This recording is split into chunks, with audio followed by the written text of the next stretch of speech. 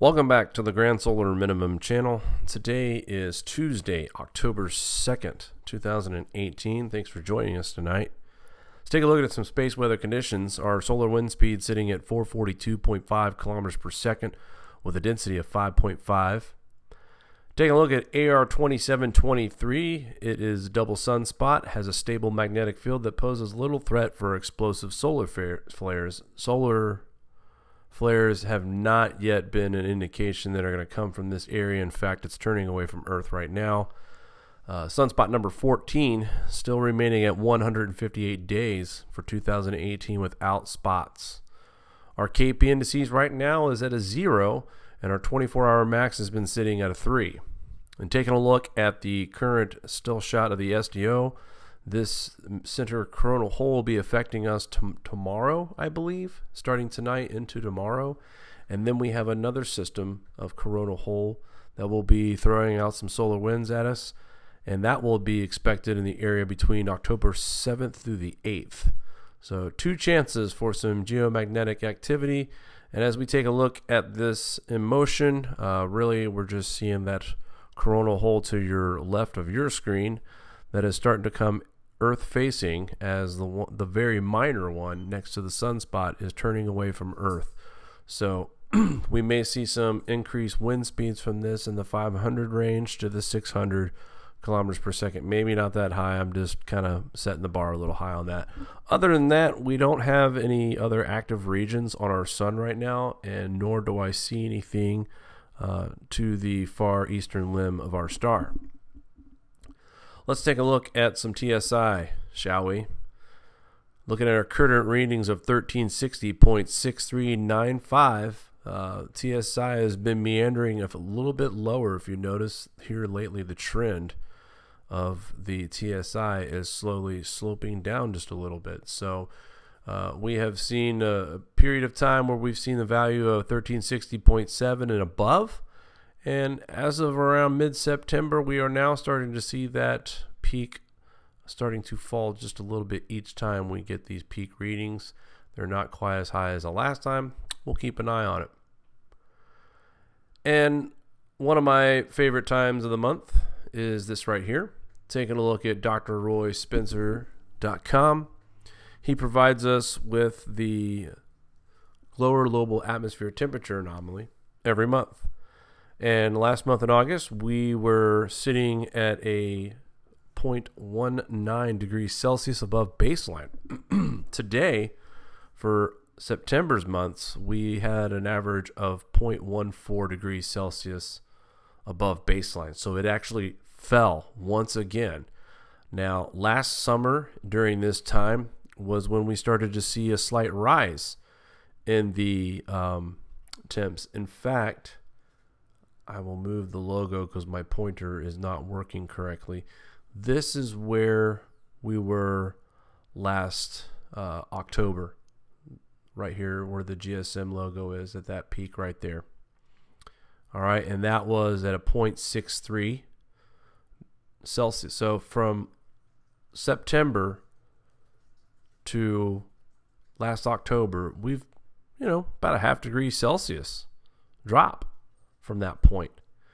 So just very curious to see how the rest of this fall continues to play out, because we're already sitting in the lower part of things right now. We're almost at baseline. And we'll look at some of the temperatures from last month compared to this month.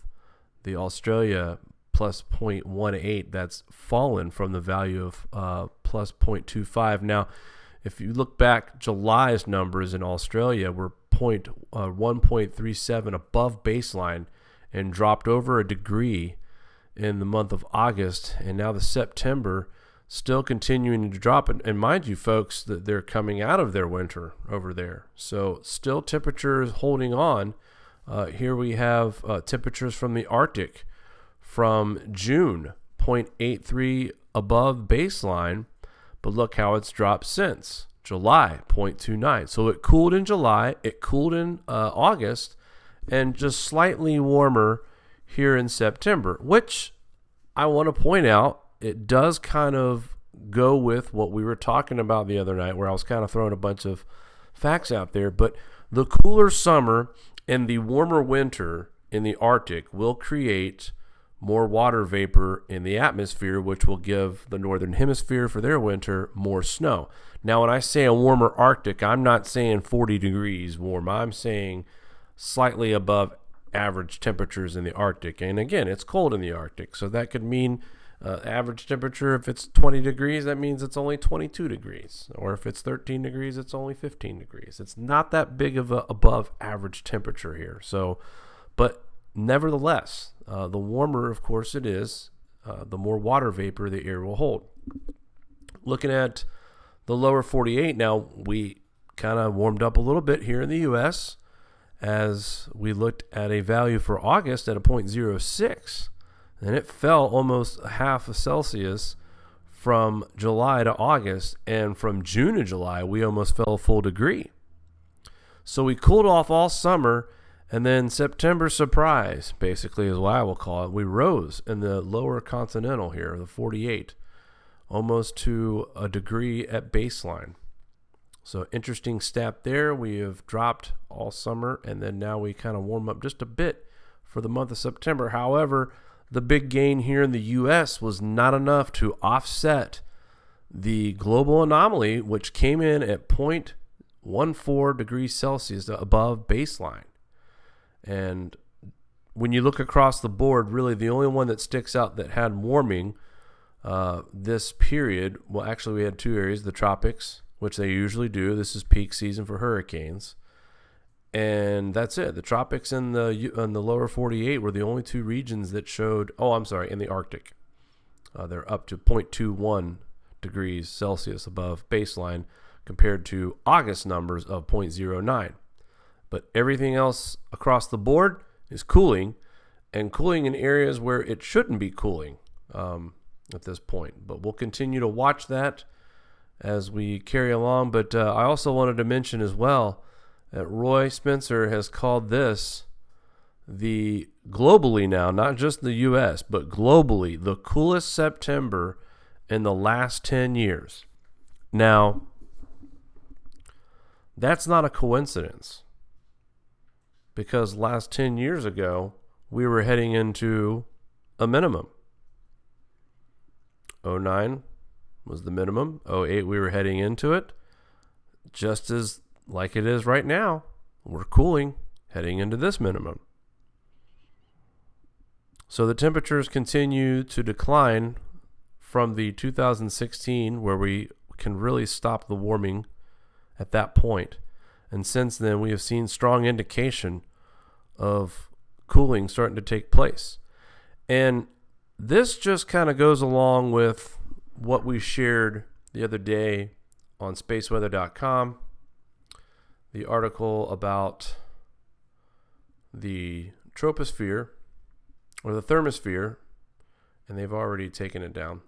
But we had an article that we covered the other day about the thermosphere is shrinking, and they're looking at possible record-breaking temperatures in the space age since we've kept record for space age. So very impressive verbiage to speak about how cool it's going to get. How much longer is this global warming theory going to hold up? How much longer? Because as of now, they're still saying we're full-fledged warming. Everything's going to continue to go up. So how are they going to stave off this continuing trend of cooling that we are seeing here in the numbers? Now, what were we at last year, September? Well, it says right here, U.S. last September was not as warm as it was this year, but it was a lot cooler last year. So last year's temperatures in the summer were a little bit cooler.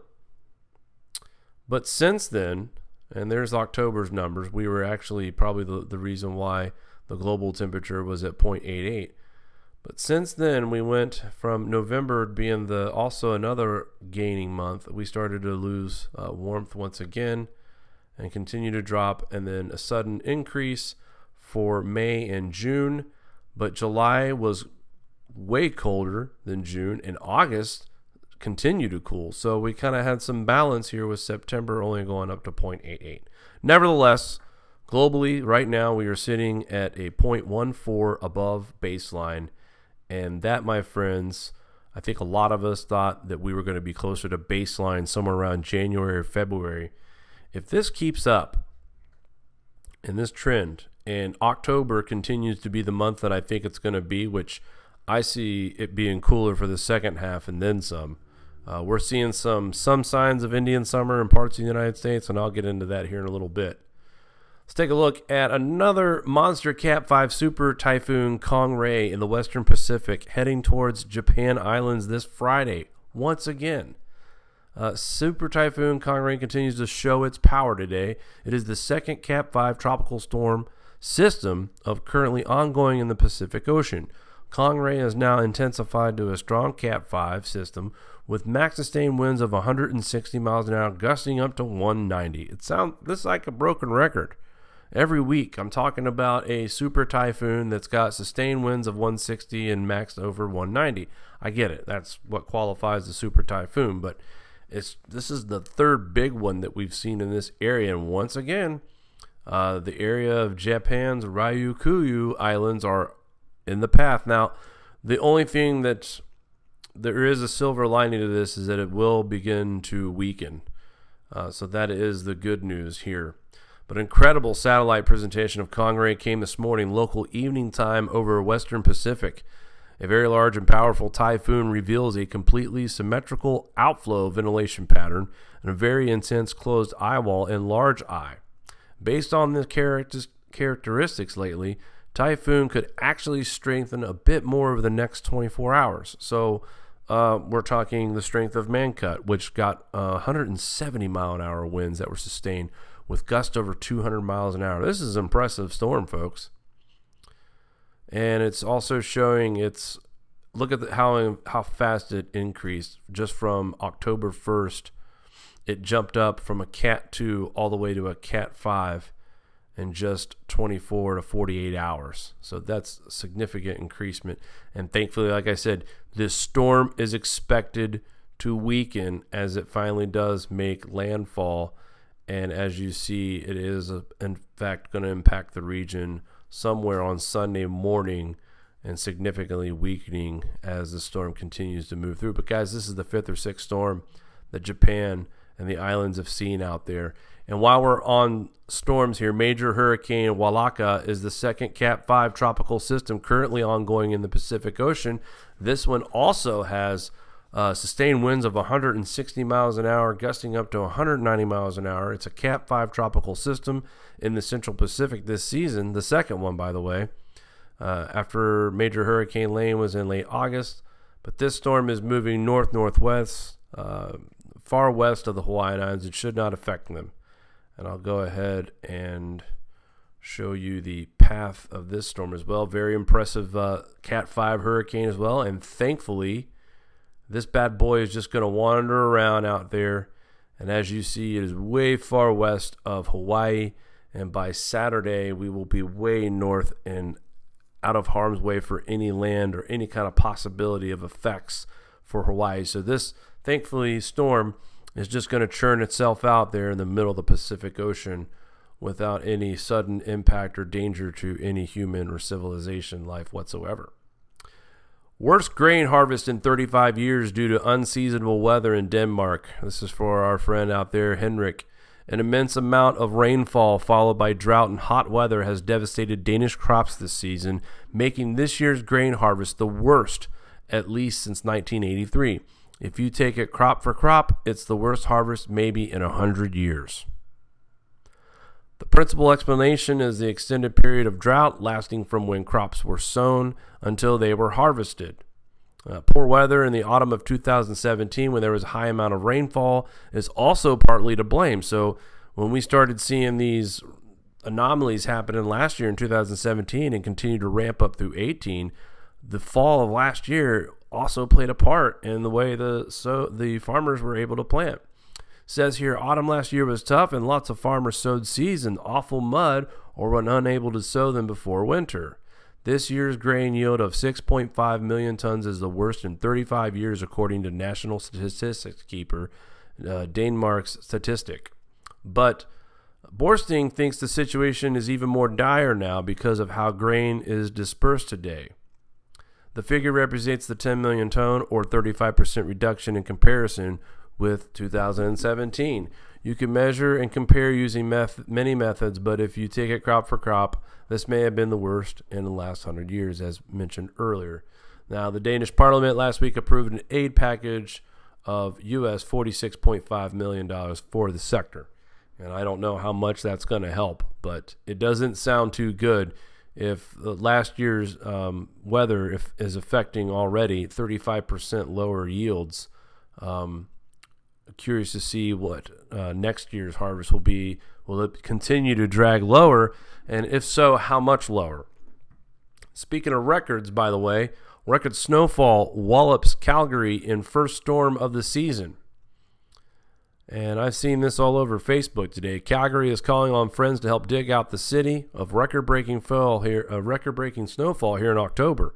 Snow clearing help is on the way from Edmonton, Red Deer, Okotoks, and Medicine Hat, bringing additional plows and sand spreaders to help make Calgary's roads passable.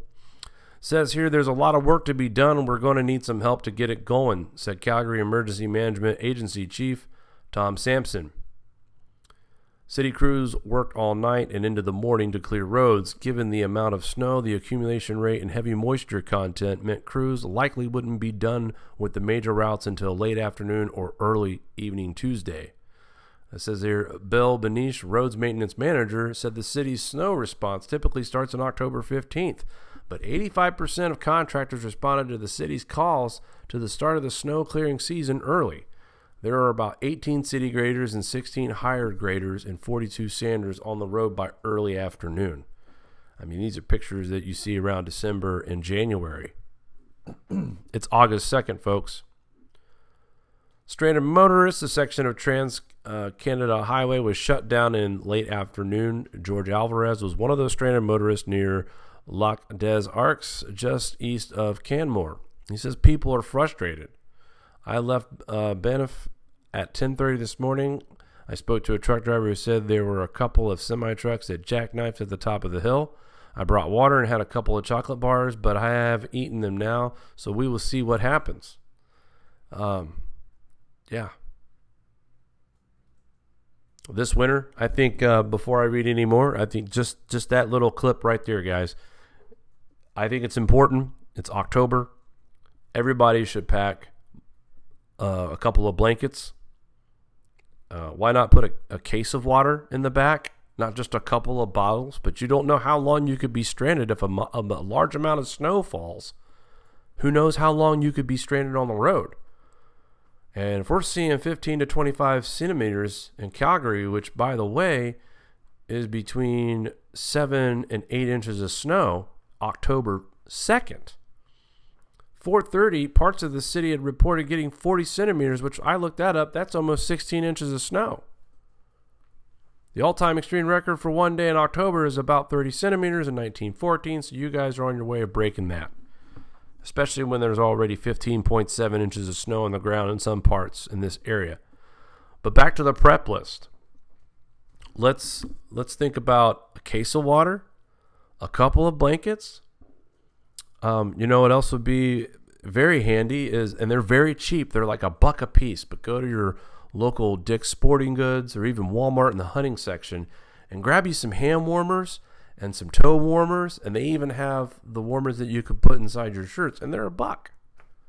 You get about, I don't know, a dozen of those. Keep them in the trunk. Make sure you have road flares. Make sure you have some source of food, whether it be protein bars or a can of pistachio nuts, or just something that you can munch on that give you protein and energy at the same time, but also staying hydrated and keeping warm. And back in October of 2014, Buffalo got drilled with 8 feet of snow. And the company that I worked at last year in Buffalo lost an employee due to being stuck. The snow fell so fast. And they actually had a street plow saying, we'll be right back. We'll come and get you. Just sit tight. Don't wander out in this. You could get hurt. And unfortunately, this man had passed away in the car waiting for help. He had no food. He had no water. He had no blankets. He was, hypothermia set in.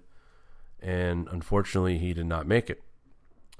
So I think it's really important with this sudden news of record snow on October 2nd in Calgary, Canada.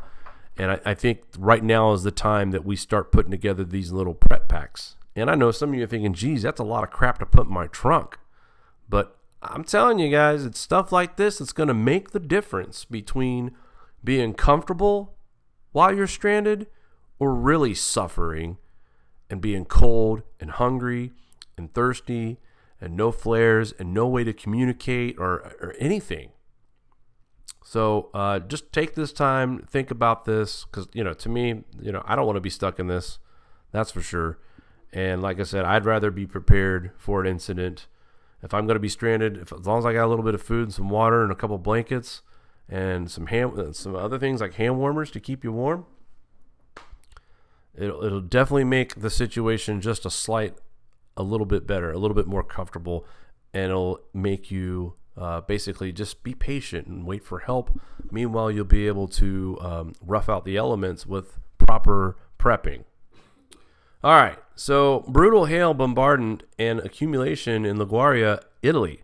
This was another story I saw all over the Facebook today. It says here, a crescent-shaped region in the northwest Italy area during the afternoon hours of October 1st, 2018. The storm covered the region in a thick layer of ice, causing traffic chaos and severe agricultural damage. The worst affected was the city of Aliasso. Let's try that. All right. So in some places, ice accumulations were as high as 1.6 feet. Jeez. According to the Coldiretti, an organization for agricultural entrepreneurs, violent hailstorm that struck Liguria's municipalities, Andorra, Casanova, Leron, and Garlinda, caused severe agricultural damage. That's 6 different regions here. At this seasonal stage, hail is the most feared atmospheric event. We're getting ready to harvest. This event added to the agricultural damage, which due to extreme weather events is already over €500 million so far this year. Several roads and underpasses have been closed for traffic after huge hail accumulations stranded drivers in their cars. The storm also affected air traffic, diverting flights from Genoa Airport. Tons of footage, guys, if you want to check out the videos here at thewatchers.news. This one caught my eye the most. A real idea of the accumulation, how quickly they're digging this guy out.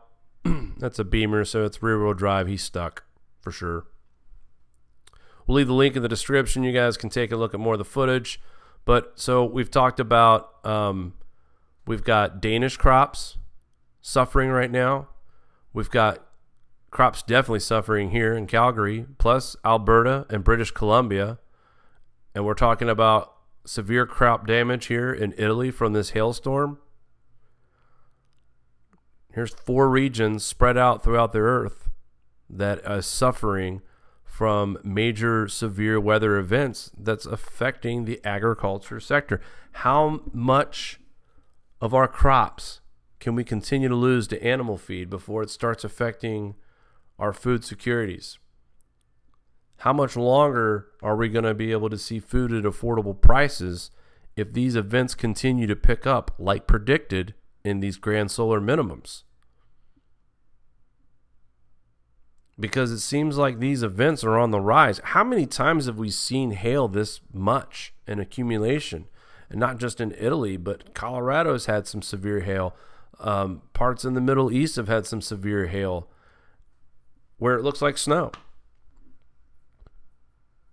I've never seen the amount of hail that we've seen this year in the news. And I don't want to hear that's because everyone's on the internet. This article here, caught lying. New York City climate lawsuit is really about restraining industry, not saving the planet. Well, let me tell you from personal experience that Anthony Watts here is not overhyping this one bit. Before I get into this article, with your permission, Maria, I'd like to share a little bit about what's happened with the state. Yeah. Okay. So, as most of you know, Mari and I have started a project to restore her childhood home so we could live in this house, and this is where we want our family to be right now. We have done all the work ourselves, blood, sweat, and tears, and a lot of tears at that.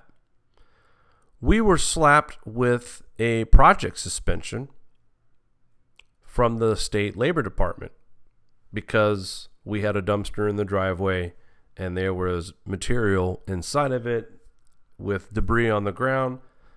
The labor department had figured that there was construction going on. Now, we weren't contractors. We're not contractors. She owns the property.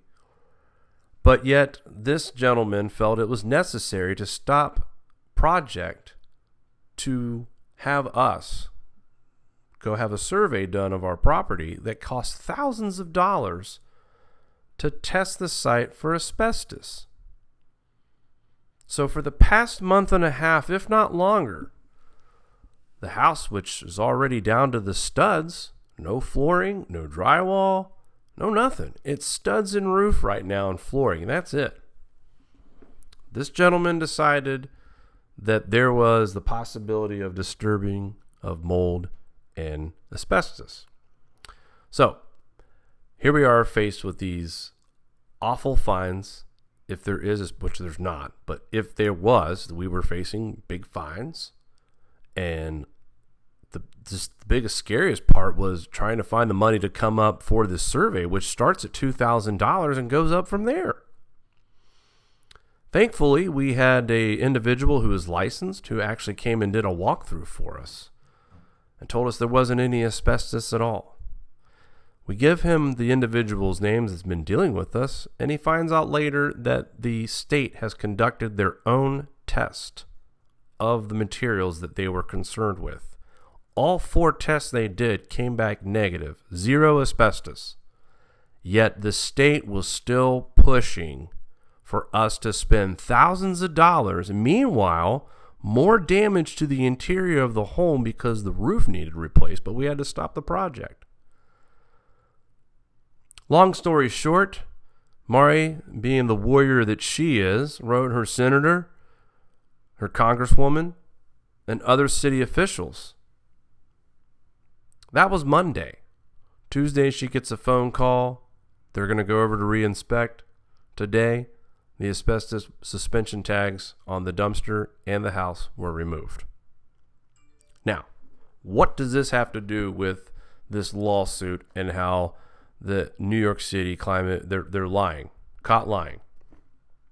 And the reason why I'm mentioning it is that the lawsuit is really about restraining industry and not saving the planet. And that's true, because what they're testing for, and I'd really like to look further into asbestos and exactly what are the dangers and the connections, because there's so many people I've talked to here in New York.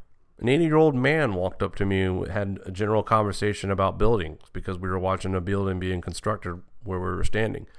And he mentioned asbestos, and he's 80 years old. And he told me he was in construction, and he used to put something in his mouth to wet it down during one of his jobs. I don't remember what it was, but it had something to do the fact that it had asbestos in it.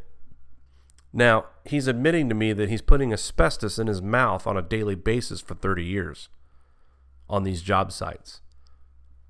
But his point was, I'm still here. I'm 80 years old and I'm walking around town, not riding the bus, not riding a motor cart. Had a cane, still alive and kicking, 80 years old. What's the point, guys? Is this lawsuit here is basically going after Exxon and other major fossil fuel companies. And here's where they contradict. They're saying, so we're not saying you can use fossil fuels. That's a different part of the city's efforts. What we're saying is that the companies, is that if you're going to promote fossil fuels, you'll need to internalize the costs of their fossil fuels that are imposing on cities, New York City in particular. And really what we're trying to do is affect the bottom line of that financial equation for use of fossil fuels. And then Mayor Bill de Blasio was in an interview with Senator Sanders, and he says, what are you guys doing? What role can you play in taking on the fossil fuel industry? So you got one person who says that we're not trying to restrain the fossil fuel industry. Okay, we're not saying that. We're just saying you need to be responsible and be accountable for the damages that your industry is creating to our people, which that's still up for debate. But that's the one statement. And then you have the mayor of New York City saying this. I'll say this for New York City. We just acted, and I want to urge every city, every county, every state to do the same. Divest from the fossil fuel industry. Let's help bring the death knell to this industry that's done so much harm, like the tobacco companies that were successfully sued decades ago. We are also suing 5 of the biggest, including ExxonMobil, for example, who systematically poisoned the earth, knew about it, covered it up, explained away, tried to hook people more and more on their product. Sounds like someone who's neurotic. We think that every city can do and every locality use your litigation power to go to these bad actors and get the resources back. We're looking for billions to make up what they've done to us. You hear that? The City of New York official complaint in U.S. District Court says the city does not impose liability on the defendants for their direct emissions of greenhouse gases and does not seek to restrain defendants from engaging in business operations, talking about Exxon and some of the other big fossil fuel companies. And then you've got the mayor of New York in 2018, January 25th, just 3 weeks after the first initial comment. And he's saying the opposite. And this is going to affect this lawsuit. In fact, this judge probably should just throw it out on this basis right here. The fact that this mayor is being so blatant and trying to expose that they have plans to sue the hell out of these people. Guys, this is exactly the example of restraining the industry and not saving the planet. Just like with the asbestos test. This was a scheme for the state to make money, to basically what they thought when they met Mari is they thought that they could manipulate her. They thought they could bully her because she doesn't know any better. The normal persons out there that don't do construction for a living, don't know much about asbestos, and they don't know their state laws. It was almost like they were accusing her of knowingly disposing of asbestos that wasn't even there. Same thing here. These people in this lawsuit aren't looking to save the planet. They're looking to take these people out of business, take their money, all of it. And that's what the state was doing to Mari. They were trying to bully her out of her property in hopes that all the fines and the charges that they were going to try to file on her, they're probably going to make some backdoor deal. Look, we'll drop everything if you forfeit the property. And I think there's interest in the property that Mari has. And it's unfortunate that so many people want it and they'll do dirty things to get it. But that's the American way, I see it, as far as government officials go. I'm just glad that Mari's efforts by writing her congressman, her senator, and city leaders, within 24 hours, she got a phone call, and 24 hours after that phone call, those tags were removed. Why? Because even our representatives in Senate and Congress know that this whole asbestos thing is crap. that's a money-making scheme for the state. It's a way to dig into people's pockets or to forfeit property that they're afraid of getting in trouble for when they didn't do anything wrong. And Mari fought back. And thankfully, she did her research, and so did we. And we had help from others in the community who helped us identify materials that we did take out. And not once did we ever get, oh, you better not show that. Nothing. And that property had asbestos. But yet, this person pushed and pushed and pushed for 6 weeks plus for Mari to get thousands of dollars of testing. And then with one letter to a senator, to a congresswoman, and a city leader, the whole thing goes away? Now, I find it very odd. With no lawyer, no nothing. We were able to fight this. But this was more than just about asbestos. This was a judgment call. This guy was trying to label Mari as a contractor who was committing a crime knowingly, when none of that was true. And he pushed the issue. It really felt like he was bullying, but the fact that everything got dropped with one phone call tells me, just like this CO2 scam, that it's all a bunch of bull. And they're Republicans. The people that we reached out to were Republican leaders. And hey, hate to say it, guys, but shit got done. Okay? Shit got done. And I'm thankful for that. I'm thankful for the leaders that we do have in this state that do stand up for the people. So they get my votes for sure. Because what happened to Mari was an absolute outrage and totally unfair. And just like in this lawsuit here, where you got the city of New York City encouraging people to believe in the lie that CO2 is causing climate change and that these big oil companies knew it and covered it up. I think it's the opposite, guys. The research was out in the 70s. We were talking about global cooling then, really a lot.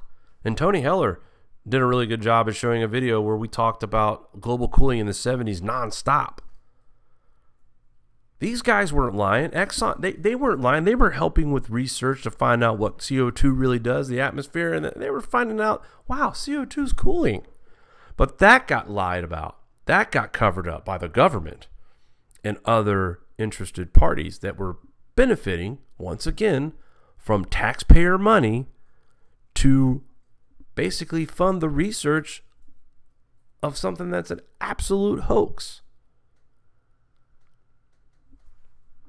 I talked to a guy today I'm friends with since high school, and he called me a climate denier months ago, and it made me laugh.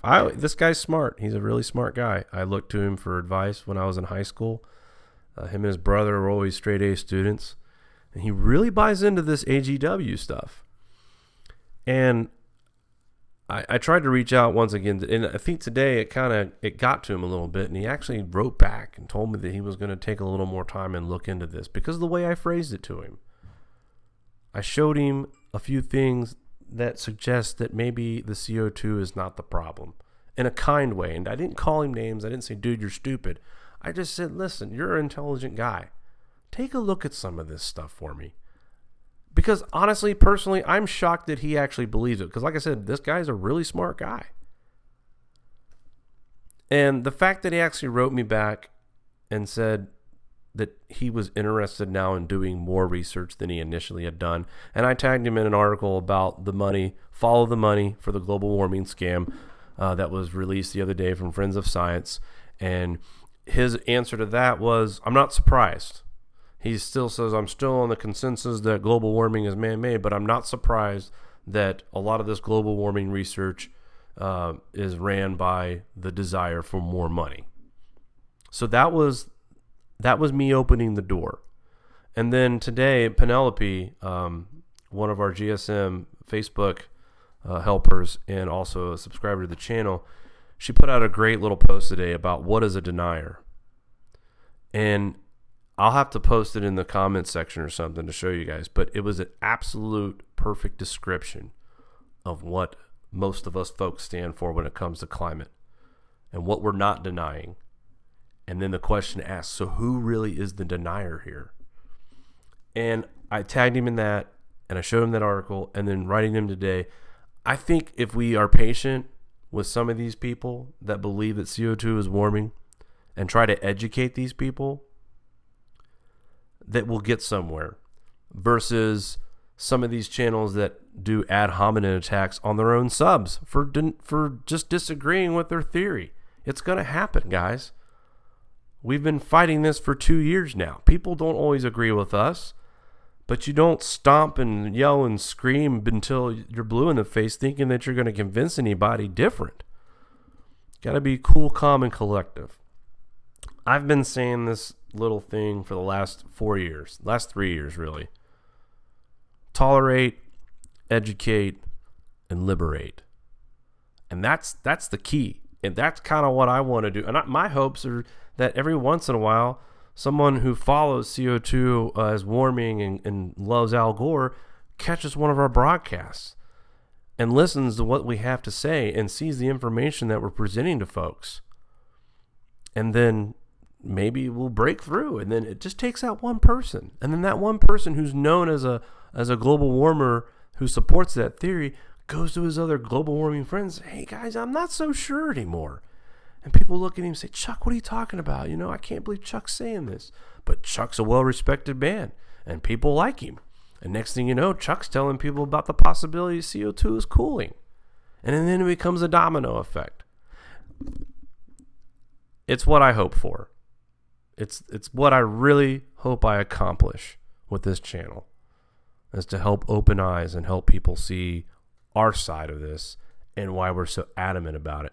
And why we can also be very cordial about the process and not attack people and shame them because they don't share the same ideas. I know it's really easy to do because there's so many of us out there that jump on and troll and laugh like hyenas because we know otherwise.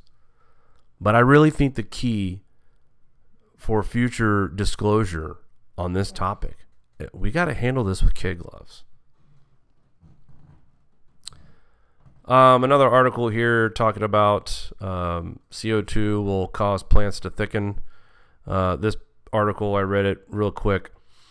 It's interesting because the person that wrote this study thinks that we're going to warm because the leaves will be thicker and it won't absorb as much carbon dioxide. They tell us that the leaves will be thicker by a 33%. And it just shows the lack of understanding of certain sciences here. And the more CO2 we have, plus the fact that we have a lot more nitrogen, not just in the bedrock, but in the atmosphere, the nitrogen presence allows plants to absorb more carbon dioxide. And if a leaf is 33% thicker, think about how much more carbon dioxide that these trees and plants are going to absorb. To me, and that's kind of the point at the bottom of this article that Anthony shares with us. He says, somehow I just can't let this disastrous news worry me. And did they consider that leaves are 33% thicker, store more carbon in the leaf? These are just really easy, fundamental questions to ask. Talking about, we may see CO2 rise of 900 parts per million by the end of the century. I'm telling you, if that's the case, it's because we are in a total absolute shutdown and there's volcanoes going off in all corners of the world in that high 55,000 stratospheric zone that's causing, climate chaos. It won't have anything to do about us cooking, that's for sure. And so when you see things like that, you think, well, maybe they're right about what's going to happen in a century. If we look at CO2, 900 parts per million in 100 years, and we have a lot of folks out there in the community who think this grand solar minimum that's upcoming is going to be a deep minimum. And what happens during these grand solar minimums? Uptick in seismic activity, more volcanic eruptions. So, and then,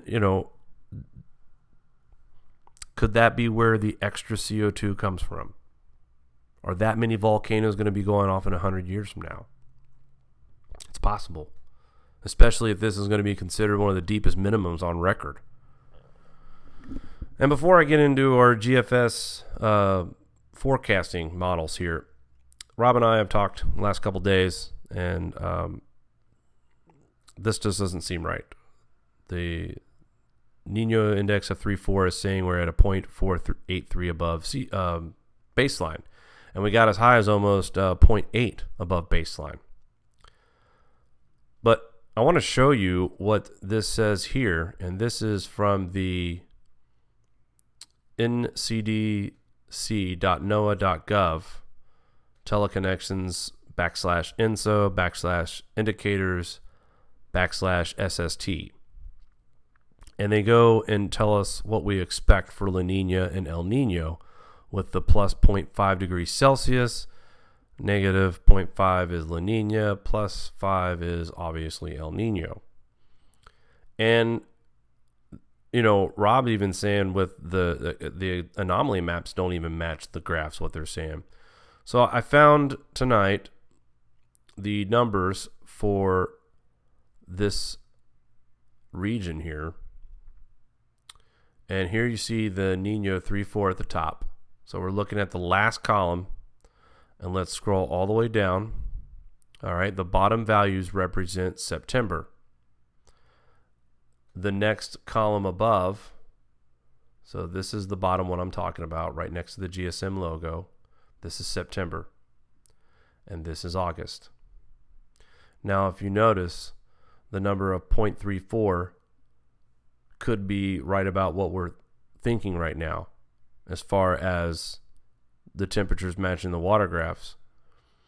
And in August, we saw temperatures at 0.29, which, again, that's about the average, so that makes sense to me as well. So it's confusing when you see these numbers here on this graph, and then we find, I mean, obviously there's no way that we're looking at the same temperature data that they're trying to display here at Tropical Tidbits. So I think the value is a lot closer to the 0.34 mark, and it could be just a sensor. It could be a malfunctioning, reading here. But, I've been in talks about this, and I kind of wanted to do, I don't understand completely this website, but I get the gist. And I just kind of wanted to share with you guys that there are other sources to pull these numbers from. And this one here, and I'll leave the link in the description as well. I don't think you could find a better explanation of our sea surface temperatures and what installs a La Nina and El Nino, where we need to be, and how many months consecutive do we need to see the temperature of 0.5 above baseline. So we need to see these average temperatures staying up here for the next 2 to 3 months. For us here in the Northeast, El Nino just means more snow for us, blizzards, stuff like that. Parts of Northeast will be cold still. Battle zone in the deep South. Wet weather across the southern parts of Mississippi, Alabama, Georgia, and the panhandle of Florida. Texas, North Texas, and Oklahoma. I have a feeling we'll be talking about a couple record snowfalls in that region as well. So just because we're seeing El Nino, the Southwest and the Plain States, some of those will see some warmth. The Northwest may not be as cold, maybe just typical winter weather, maybe a little extra wet. But the main focus is going to be the Ohio, Pennsylvania, Northeast, and of course Kentucky, Illinois, Indiana, West Virginia, Iowa, Kansas, the normal, usual suspects for winter weather. You will see your cold and snowy winter, along with North Texas getting into the action, maybe a little farther south this year. So I just wanted to share that. I'll leave the link in the description for everybody to take a look at. Also, briefly wanted to mention about our seismic activity. And Mari was kind of watching this last night too. We were getting back-to-back-to-back earthquakes, it seemed like, 5.0, 6.0, 4.5. But as we see here tonight, looking at all the earthquakes in the region that we have followed in Indonesia. And as you see, this area here is still getting seismic activity. Here's one 4.5, one right on top of that, 5.6, north parts of Indonesia, 5.0. And forgive me for not pronouncing some of these, but here we go. 4.8 in Palu, another aftershock there. They don't need any more. 5.1 in Kota Ternate, Indonesia. And then, of course, here in the Philippines, we had a 4.7. So just a little bit of flurry of activity. But last night we noticed the two main areas that we were watching were Indonesia and then Alaska last night, between parts of Prudhoe Bay. And also we had parts of Kotzebue and Holy Cross, Alaska. West Anchor Point, also Arctic Village, got in on the action yesterday. So just kind of watching the seismic activity here in the last few days kind of pick up a little bit. Plus with the KP indices at 0 right now, I wouldn't be surprised if we talk about any more, if we don't end up talking about another volcano or earthquake activity that starts to pick up. I wanted to show everybody a quick look at what we have cooking in the oceans right now. Now, I'm showing this little situation right here, this 0% chance of formation in the next 48 hours, because in 5 days it has a 30% chance. And according to the GFS models, I don't like it. The storm that we thought was going to hit Jacksonville, the GFS has changed a little bit on its forecast. And I'll start going through it. Here we are Wednesday. Canada, you're getting raked with snow. Another low pressure system moves in late Wednesday into Thursday and again into Friday for the Northeast, Ohio Valley, Virginia. Big low pressure system building up back in Montana and the Dakotas. And as we move forward through the weekend, most of that snow will be in Southern Canada, I should say. And then another low pressure system bringing moisture across the Midwest into the Northeast.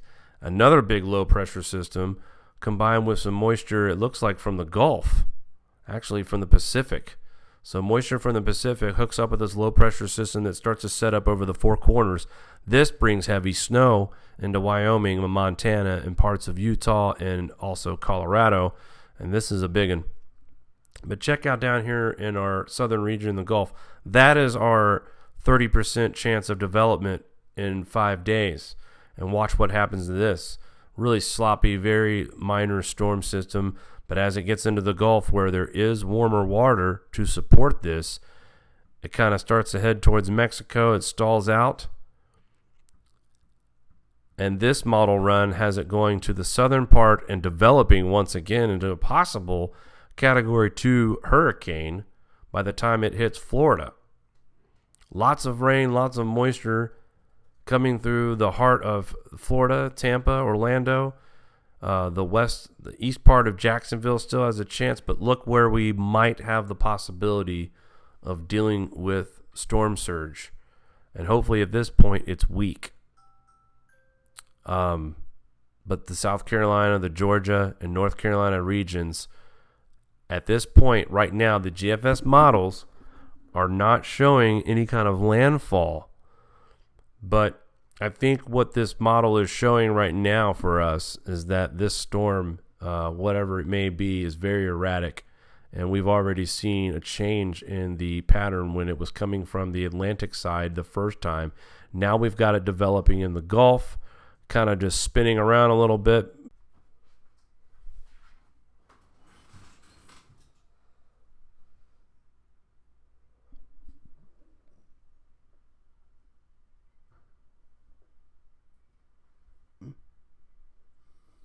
You're live.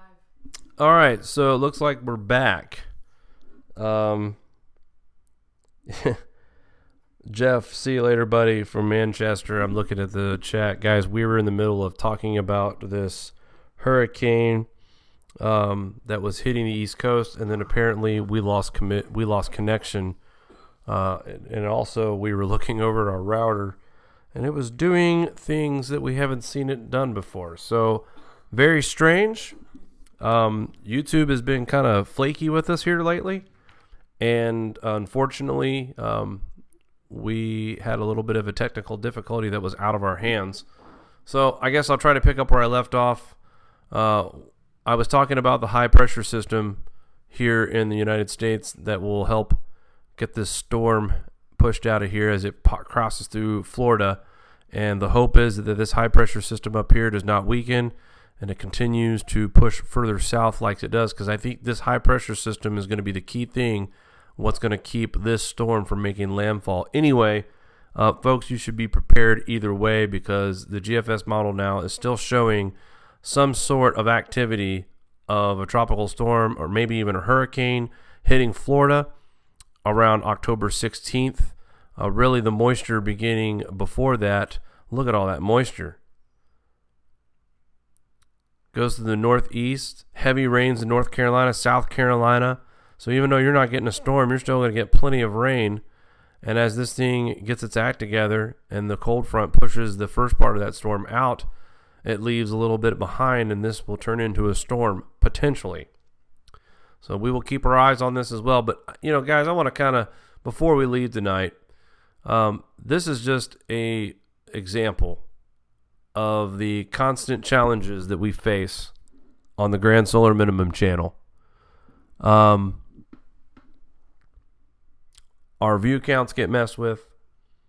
When we talk about the truth, when we show you guys evidence about cooling, we get global warming WikiLeaks cards that will be stated at the top of the video. And I'm going to tell you something.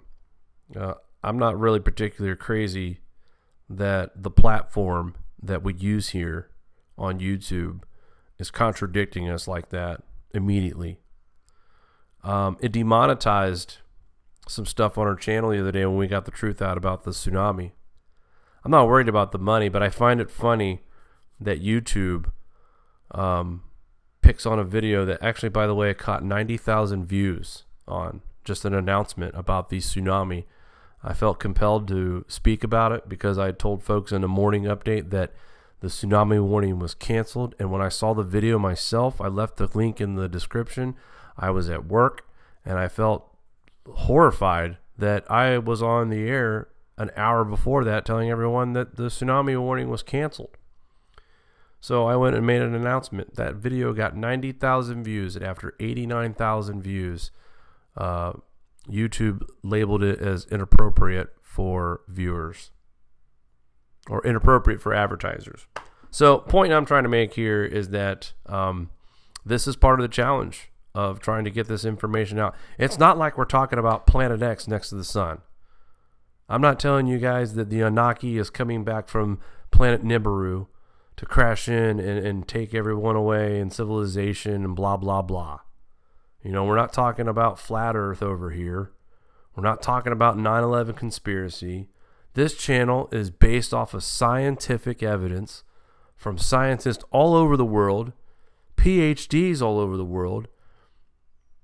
And basically what it comes down to is they don't like, Google and YouTube don't like it, that we're getting some momentum here with this global cooling, because the information I showed you tonight, guys, about cooling right here, they don't want this stuff explained. They don't want people to understand what this means. They don't want us showing you stories about the thermosphere shrinking and maybe the coldest temperatures on record are about to happen in the next 2 to 3 winters, starting with this winter. Whew. Hey, Mari, you want to come over here and say hello and thank everyone who stuck it out? We lost like 40 viewers after we got attacked, and I will call it an attack because it was right in the middle of a forecast. The technical glitches tonight, Jake, I just don't know. The show actually started off with people being confused because there was 2 links on the Grand Solar Minimum homepage.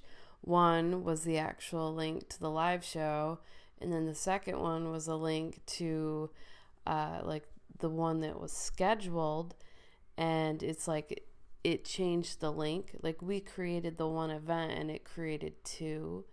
And then I think the glitch with YouTube, I don't know what you would call it, but then I think it screwed up the stream, because once we came back on live, that second event disappeared. So I don't know, just weird, strange stuff all the time with us. So everyone in the chat, it's been a pure pleasure. We've had a lot of new faces, a lot of regulars. Our wonderful mods have been popping in and out. So Rob just wants to let everyone know he was like only 1 point off from guessing the temperature. So well done, Rob. 2 points off. He was 2 points off. Who's counting though, Rob, right? Who's counting, buddy? No, Rob actually, out of the predictions that I saw, he was definitely the closest. And he's starting to scare himself on how accurate he is. One more thing before we go, guys. I guess I should say this. I think it's an honor that this channel is being censored, because I believe that what we're trying to educate people with, like I spoke earlier, tolerate, educate, liberate. I think what we're doing here is layman's terms, cooling climate. And we're trying to help the masses understand the real science behind what's driving our climate. And you're looking at it right now. Our star. Not CO2. Our star, our sun, is driving the climate. So it's an honor to be able to tell you the truth, and to have the bigwigs up at Google scared about the truth getting out, about you guys out there using your own minds and start your own critical thinking sessions and figuring it out for yourself too. So it's an honor. I'm choked up thinking about it right now, actually, that our truth is affecting a lot of people right now. And I hope that continues to spread. That's going to do it for us tonight, guys. Thank you for tuning in once again and tolerating the glitches. And we will talk soon.